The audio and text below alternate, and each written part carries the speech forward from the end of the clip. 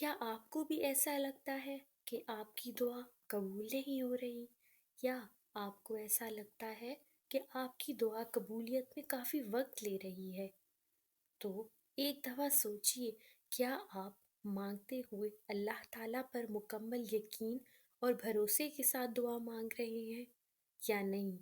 اکثر ہمیں ایسا لگتا ہے کہ ہم تو اللہ تعالیٰ کو مکمل یقین کے ساتھ، مکمل بھروسے کے ساتھ پکارتے ہیں، لیکن ہماری دعا قبول نہیں ہوتی۔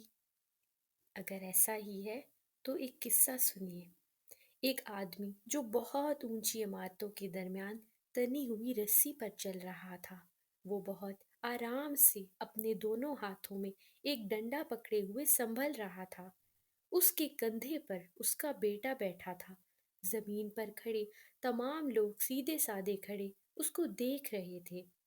جب وہ آرام سے دوسری عمارت تک پہنچ گیا تو لوگوں نے تالیوں کی بھرمار کر دی اور اس کی خوب تعریف کی۔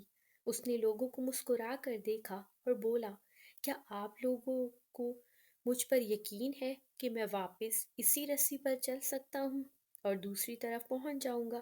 لوگ چلا کر بولے، ہاں ہاں، تم کر سکتے ہو۔ اس نے پھر پوچھا، کیا آپ سب کو بھروسہ ہے؟ لوگوں نے کہا، ہاں ہاں، ہم تو شرط لگا سکتے ہیں۔ اس نے کہا، ٹھیک ہے، کیا آپ میں سے کوئی میرے بیٹے کی جگہ میرے کندھے پر بیٹھے گا؟ میں اسے بھی حفاظت سے دوسری طرف لے جاؤں گا۔ اس کی بات سن کر سب کو سکتہ سا ہو گیا، سب خاموش ہو گئے، کیونکہ لوگوں کو اس پر یقین تو تھا لیکن بھروسہ نہیں تھا۔ یقین الگ چیز ہے، بھروسہ الگ ہے۔ بھروسہ کرنے کے لیے آپ کو مکمل فنا ہونا پڑتا ہے، اور آج ہم سب میں اسی بھروسے کی کمی ہے۔ ہم اللہ تعالیٰ پر یقین تو رکھتے ہیں لیکن بھروسہ نہیں کر پاتے۔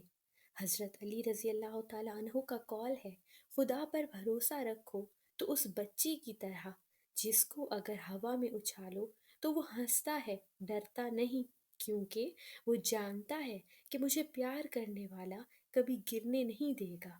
بس اسی طرح کا بھروسہ ہمیں اللہ تعالیٰ پر رکھنا ہے کہ اللہ تعالیٰ بھی ہم سے بے پناہ محبت کرتا ہے، وہ ہمیں کیسے گرنے دے گا۔ اسی بھروسے کے ساتھ ایک دفعہ اللہ تعالیٰ سے مانگ کر دیکھیے، اللہ تعالیٰ آپ کی دعا ضرور قبول فرمائے گا، انشاءاللہ۔